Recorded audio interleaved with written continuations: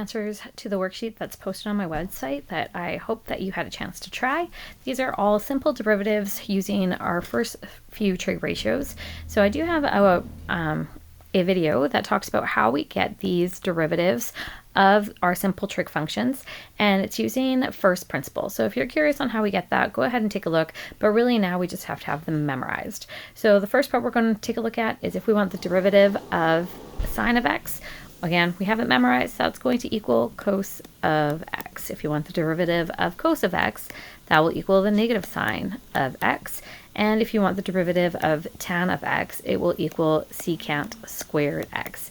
Again, I know this is not that helpful because it's just pure memorization, but if you're ever unsure, use the first principle where you are taking the derivative of a function and you're plugging in f of x plus h minus f of x all over h as that limit of h tends towards 0.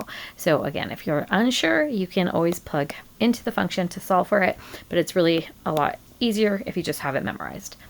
Moving on from that one, if we want the first derivative of f of x equals 4 sine of x, we know that f prime will just still equal 4 times the derivative of sine of x is just cos of x, and then that one is done.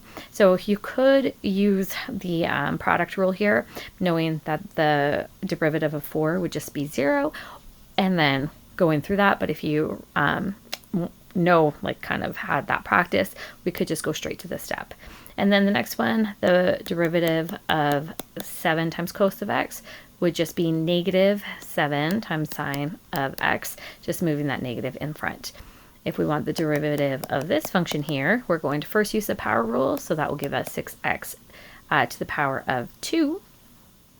And then the derivative of sine of x is cos of x, so adding on the cos of x. So far, hopefully nice and easy, as long, again, as we have that memorized. If you are finding this helpful so far, please subscribe, and definitely check out my website that includes a easier way to find all the videos. There is a special section that has just trig and calculus, but there's a lot more calculus videos up there as well based on the topic.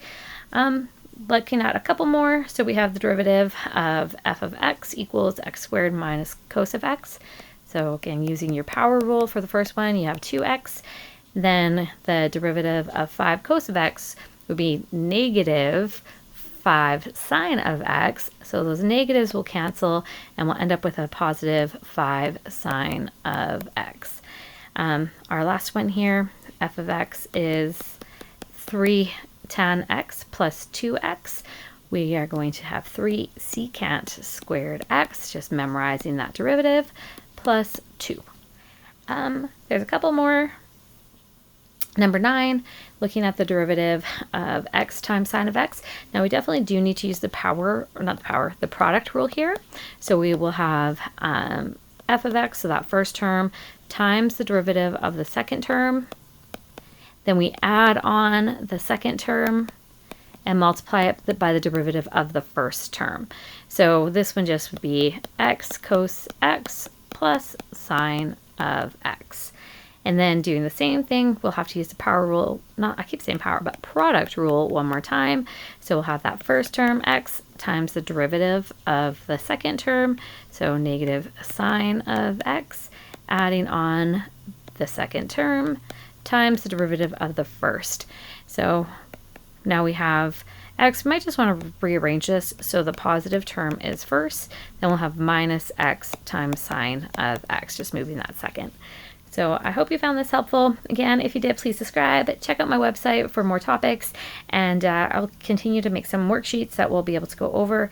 And if there's any other video I can do for you, just let me know in the comments. Thanks for watching.